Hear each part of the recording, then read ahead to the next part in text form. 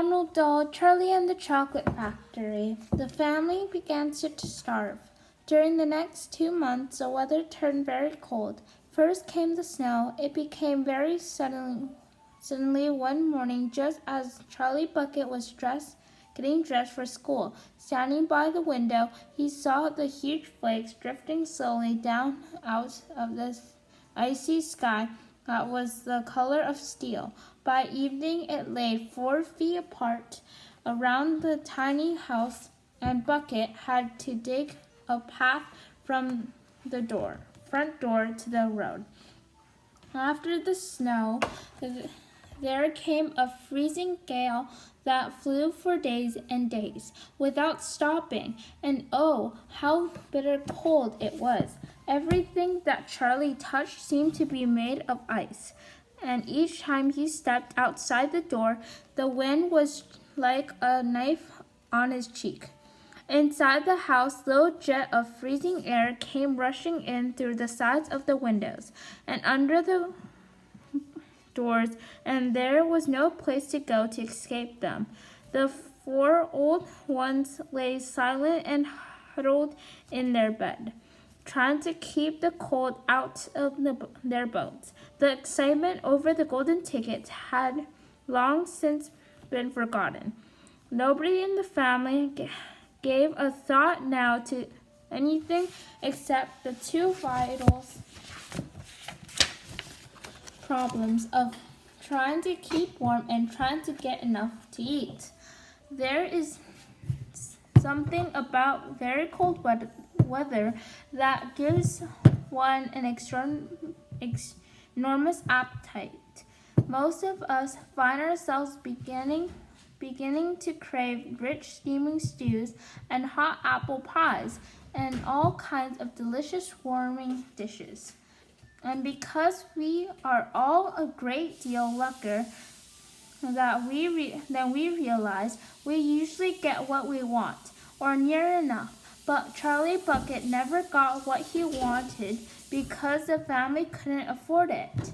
And as the cold weather went on and on, he became ravenously and apparently hungry. Both bars of chocolate, the birthday one and the one Grandpa Joe had bought, had long since been nibbled away, and all he got now were those thin, crabby meals 3 times a day. Then all at once the meal became even thinner. The reason for this was that the toothpaste factory, the place where Mr. Bucket worked, suddenly burst and had to close down. Quickly, Mr. Bucket tried to get another job, but he had no luck. In the end, the only way in which he managed to earn a few pennies was by shoveling snow in the streets. But it wasn't enough to buy even a quarter of the food that 7 people needed. The situation became despair. Breakfast was a single slice of bread for each person now, and lunch was maybe half a boiled potatoes. Slowly but surely, everybody in the house began to starve, and every day little Charlie Bucket, trudging through the snow on his way to school, would have to pass Mr. Willy Wonka's giant chocolate factory, and every day as he came near to it, he would lift his small pointed nose high in the air and sniff the wonderful sweet smelling of melting chocolate.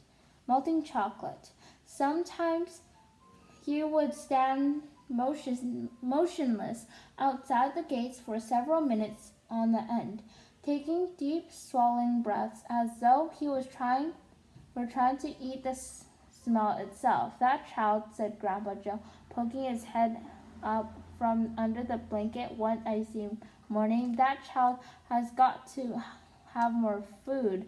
It doesn't matter about us. We're too old to bother with. But a growing boy, he can't go on like this. He's beginning to look like a skeleton. What can one do?" murmured Grandpa Josephine miserably. "He refused to take any of ours. I hear his mother tried to sip her own piece of bread onto his plate at breakfast this morning, but he wouldn't touch it. He made her take it back. "He's a fine little fellow," said Grandpa George.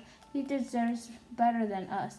The cruel weather went on, and every day Charlie Bucket grew thinner and thinner. His face became frightening white and pinched.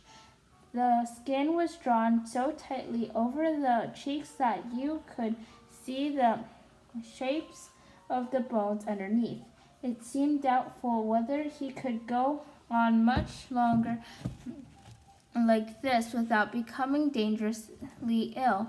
And now, very calmly, with the curious wisdom that seems to come so often to small children in times of hardships, he began to make little changes here and there in some of the things that he did, and so as to save his strength. In the morning he left the house 10 minutes later so that he could walk slowly to school. Without ever having to run, he sat quietly in the classroom during breaks, resting himself while the others rushed outdoors and threw snowballs and wrestled in the snow. Everything he did now, he did slowly and carefully to prevent exhaustion. Then one afternoon, walking back home with an icy wind in his face and incidentally feeling hungrier than he had ever felt before, his eye was caught